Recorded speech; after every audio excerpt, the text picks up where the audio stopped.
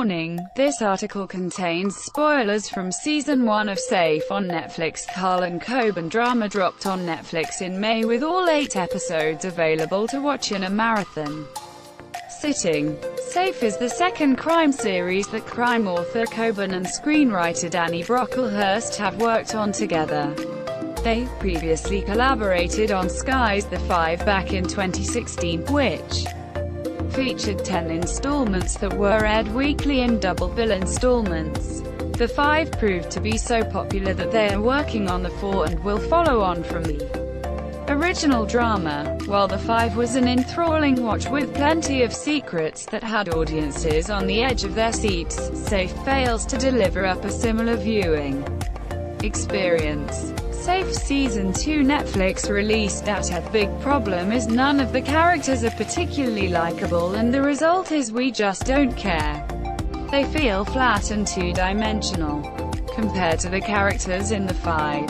Yes, the gated community of Safe also has deep, dark secrets, but the difference is that there's nothing to really connect us to them. Missing girl Jenny Delaney, played by Amy James Kelly, is a moody teenager who is angry at her father for reasons that don't become apparent until later on. Unlike The Five, which got viewers from the get-go with a missing child vanishing into thin air, there's nothing emotive to draw us in after Jenny disappears. Her father, Tom Delaney, Michael C. Hall, is revealed to be having a relationship with his wife's friend Sophie Mason, Amanda Abington, not long after her death.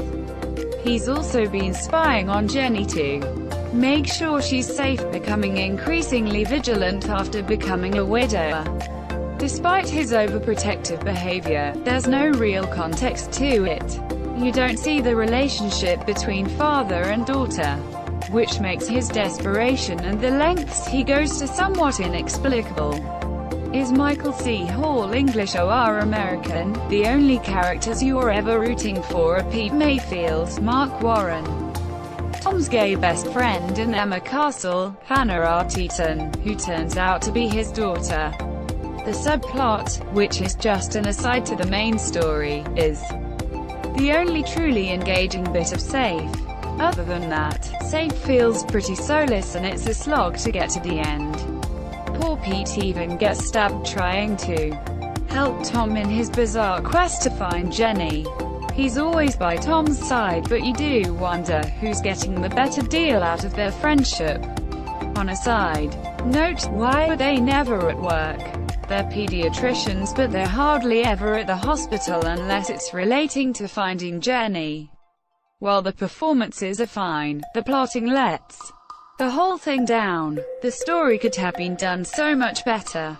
It's a cracking concept, a child goes missing in a gated community, but it all gets a bit ridiculous. We have far too many questions. Why didn't Jenny just go home and reveal the truth about the fire to her father? Why was she hiding out at the home of creepy neighbor and hoarder Helen Crowthorne, Karen Bryson? Meanwhile, the huge twist at the end could be seen a mile off. Jenny's boyfriend Chris Charhill, Freddie Thorpe, was murdered after finding out the truth about the school fire. The fire and the deaths of the children should have hit us hard, but there was nothing to engage us. There's also the strange comic relief involving the Marshall family, who spend a large proportion of the show trying to cover up for a crime they didn't commit. These scenes are jarring and seem to be padding for the 8 hours that the writers have had to fill. Safe could have been so good.